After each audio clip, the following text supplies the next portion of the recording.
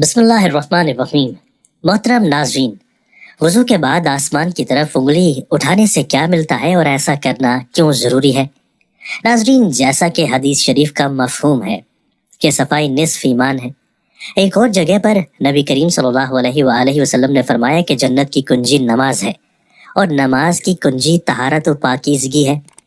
ناظرین کرام، ہم آپ کو بتائیں گے کہ وضو کے دوران آپ کون سی دعا پڑھیں گے تو اللہ تبارک و تعالیٰ آپ کے رزق میں بے پناہ برکت عطا فرما دے گا۔ آپ عبادت بھی کریں گے، اللہ کو خوش بھی کریں گے، اور آپ اس کے ساتھ ساتھ مالا مال بھی ہو سکتے ہیں۔ آپ کی ہر پریشانی دور ہو سکتی ہے۔ ناظرین، وضو کرنے کے بعد بعض لوگوں کو دیکھا جاتا ہے کہ وہ آسمان کی طرف شہادت کی انگلی اٹھا کر کچھ پڑھتے ہیں۔ وہ کیا پڑھتے ہیں؟ کیا وضو کے بعد کوئی دعا پڑھی جاتی ہے؟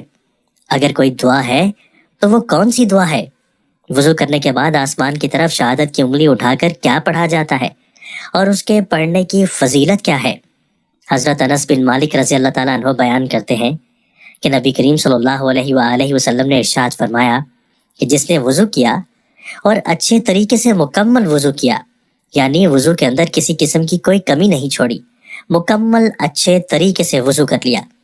وضو کرنے کے بعد اگر اس نے یہ کلمہ پڑھ لیا جو میں آپ کو بتانے جا رہا ہوں، تو رسول اللہ صلی اللہ علیہ وآلہ وسلم نے ارشاد فرمایا کہ اس شخص کے لیے جنت کے 8 دروازے کھول دیے جاتے ہیں اور وہ جس دروازے سے چاہے جنت میں داخل ہو جائے۔ ناظرین، وضو کرنے کے بعد بعض لوگ شہادت کی انگلی آسمان کی طرف اٹھا کر دوسرا کلمہ پڑھتے ہیں، اور اس کی بہت زیادہ فضیلت بھی آئی ہے کہ جنت کے 8 دروازے اس شخص کے لیے کھول دیے جاتے ہیں۔ اس کے علاوہ وضو کرنے کے بعد کیا پڑھنا چاہیے؟ اس بارے میں حدیث ہے کہ وضو کرنے کے بعد سورہ قدر پڑھنی چاہیے۔ تو وضو کرنے کے بعد اگر کوئی یہ سورت پڑھے گا، 1 مرتبہ پڑھے گا تو وہ صدیقین میں سے ہوگا، اور جو 2 مرتبہ پڑھے وہ شہداء میں شمار ہوگا، اور جو 3 مرتبہ پڑھے گا تو اللہ تبارک و تعالیٰ میدان محشر میں اپنے انبیاء کے ساتھ کھڑا کرے گا۔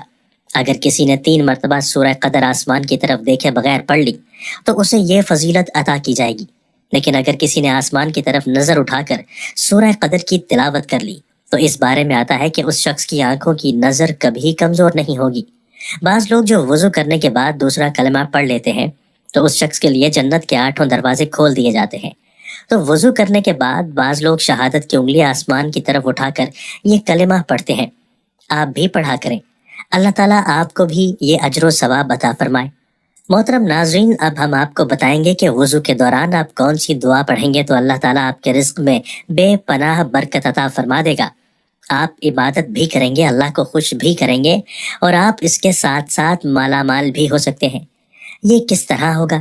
آج کی اس ویڈیو میں اس وظیفہ کے بدولت انشاءاللہ اللہ تعالیٰ آپ کو اتنا مال عطا کرے گا کہ آپ کی ہر مشکل دور ہو جائے گی، آپ کی زندگی کے اندر سکون آ جائے گا، آپ کی تمام روحانی اور جسمانی بیماریاں ختم ہو جائیں گی، اور آپ کو گھریلو سکون بھی میسر آ جائے گا۔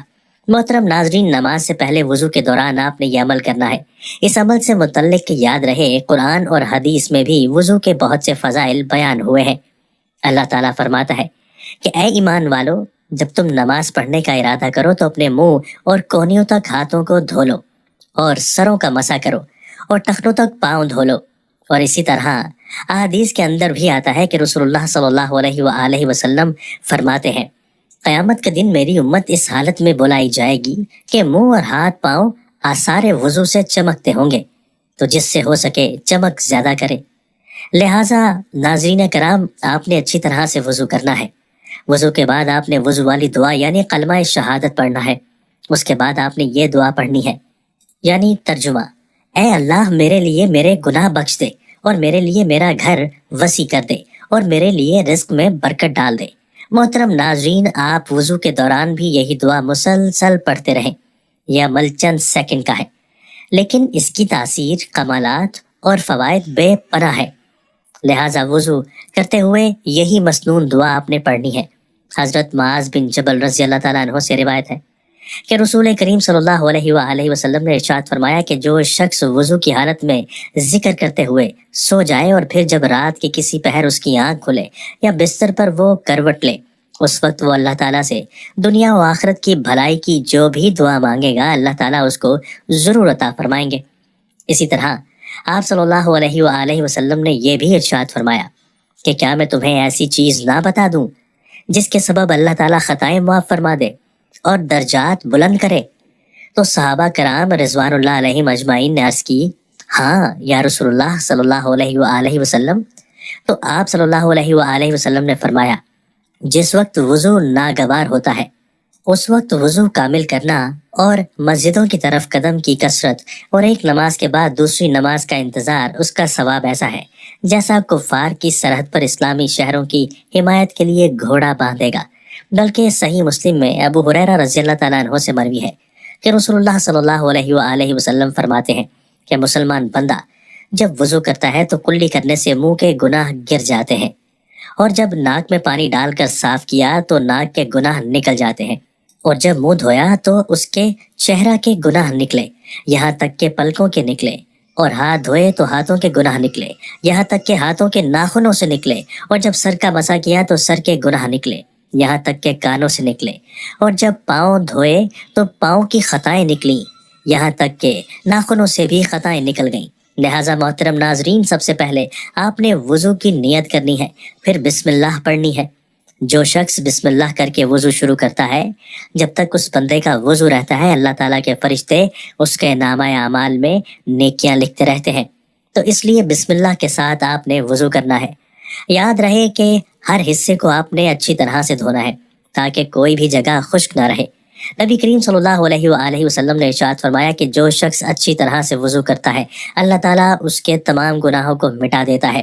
یہاں تک فرمایا کہ اگر اس کے ناخنوں کے نیچے بھی کوئی گناہ رہ گیا ہو، اس وضو کی بدولت اللہ تبارک و تعالیٰ اس کے گناہوں کو مٹا دیتا ہے۔